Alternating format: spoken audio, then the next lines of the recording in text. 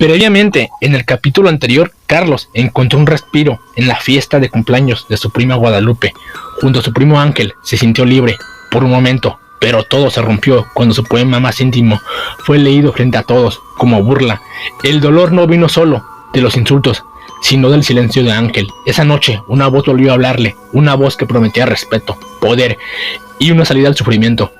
Mientras tanto, su familia dio una nueva noticia.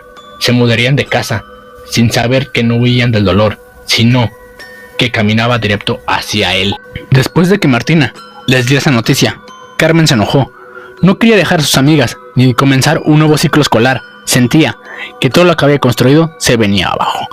Carlos, en cambio, no dijo nada. Para él, la escuela nunca fue importante. No tenía amigos, pero en el fondo, algo le decía que esta vez podría ser diferente. Ma, ¿y por qué nos vamos a cambiar?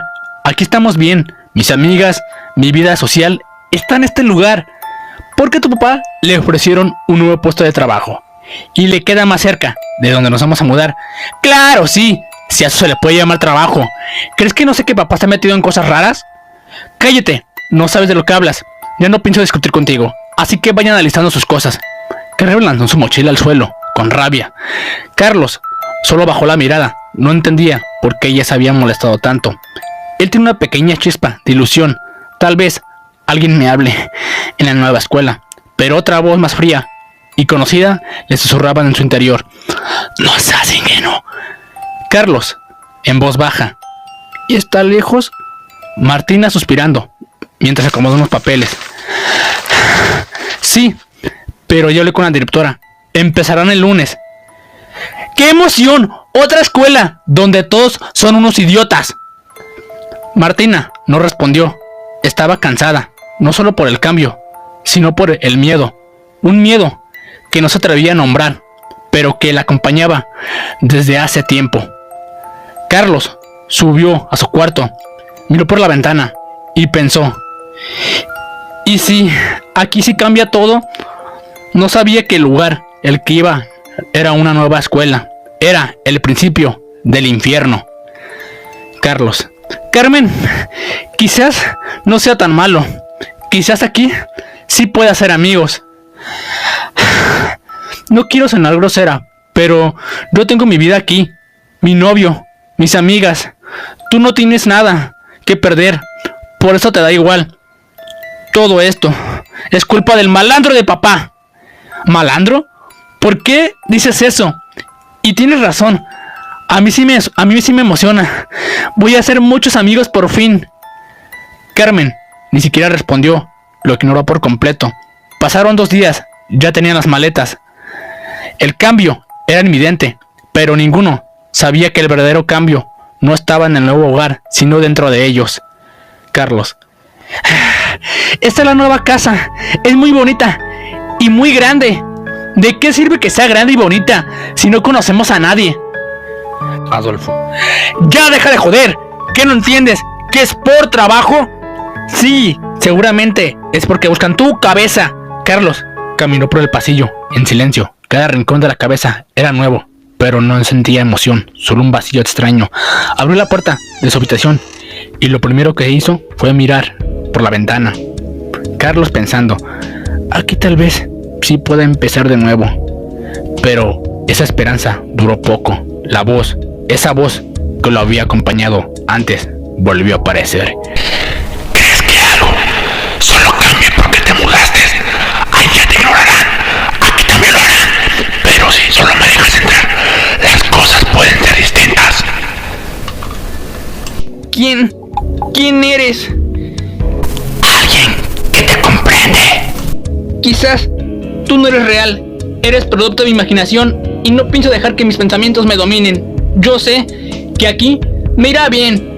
Al día siguiente, ya era lunes, y Carlos estaba nervioso porque no quería que lo ignoraran o le hicieran bullying. Comenzó a entregar a la escuela. Martina: hoy será tu primer día en la escuela, así que por favor no seas raro o no tendrás amigos.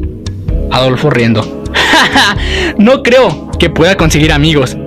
¿Cuánto apuestas a que la cagan en el primer intento que tenga? Solo míralo, tan frágil como una puta pluma. Rafael, hermano de Carlos y Carmen: tienes razón, pa. Yo digo que hasta una mujer le puede ganar. Carmen: ¡maldita sea! De verdad, con esos ánimos que le dan, es obvio que va a fracasar. Carlos llorando: tienen razón, siempre será así.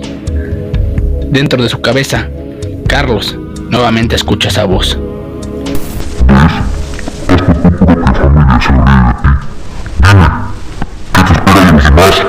¡Cállate! ¿Con quién hablas, maldito loco? No les hagas caso, Carlos. Tú puedes conseguir amigos si te lo propones. Y no cambies para darle gusto a nadie. Ahora, ya vámonos.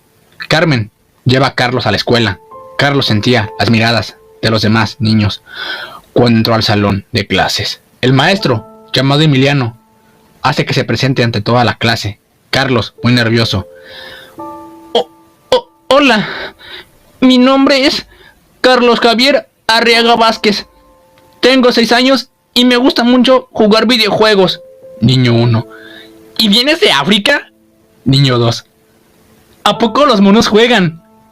Niña: no sabía que habían evolucionado tanto. ¡Qué cute! Ese mono está bien entrenado.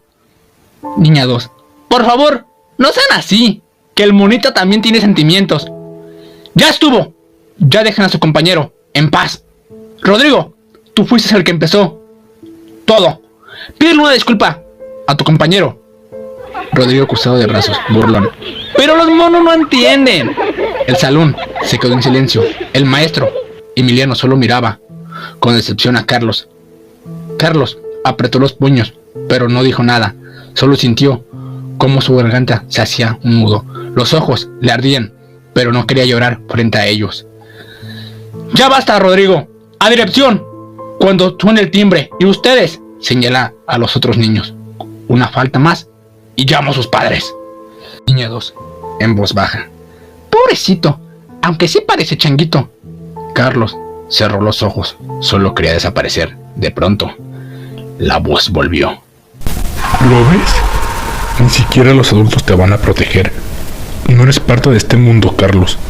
Pero conmigo serás respetado. Serás temido. Cállate, por favor.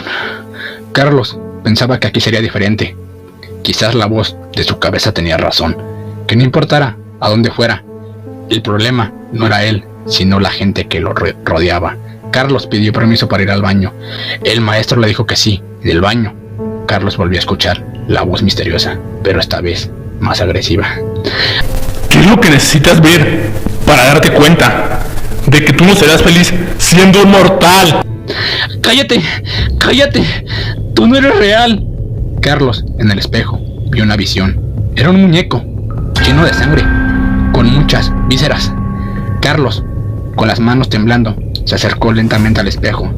La imagen seguía ahí: un muñeco con ojos vacíos, ensangrentados, con los intestinos colgando y una sonrisa torcida, casi burlona. El corazón de Carlos latía con fuerza. Sintió un sudor recorrer la espalda. ¿Ves lo que puedes hacer? ¿Lo sientes? Dentro de ti hay algo esperando. Solo debes dejarlo salir. ¡No! No quiero ser como tú. El muñeco, en el reflejo, dio un paso hacia adelante, pero Carlos no se movió porque el reflejo no era del otro lado del cristal, estaba detrás de él. ¡Ah! La puerta del baño se azotó. Un grito se escuchó por todo el pasillo. Carlos, corriendo, empapado en sudor, con los ojos desbordados. Carlos sollozando para sí mismo: esto no es normal. No, esto no es normal. Los alumnos lo vieron correr por el pasillo. Algunos se burlaron, otros solo observaron en silencio, pero nadie lo detuvo. Mientras tanto, en su antigua casa, en el cuarto abandonado del sótano, algo se movió. Una muñeca de trapo abrió lentamente los ojos. Tenía la piel parchada, una sonrisa cosida y un cuchillo oxidado. Entre las manos de su boca salió una sonrisa suave. como la de una niña, y en la pared, con letras rojas escritas en sangre, se podía leer: Javier, pronto volverás. Esta historia continuará.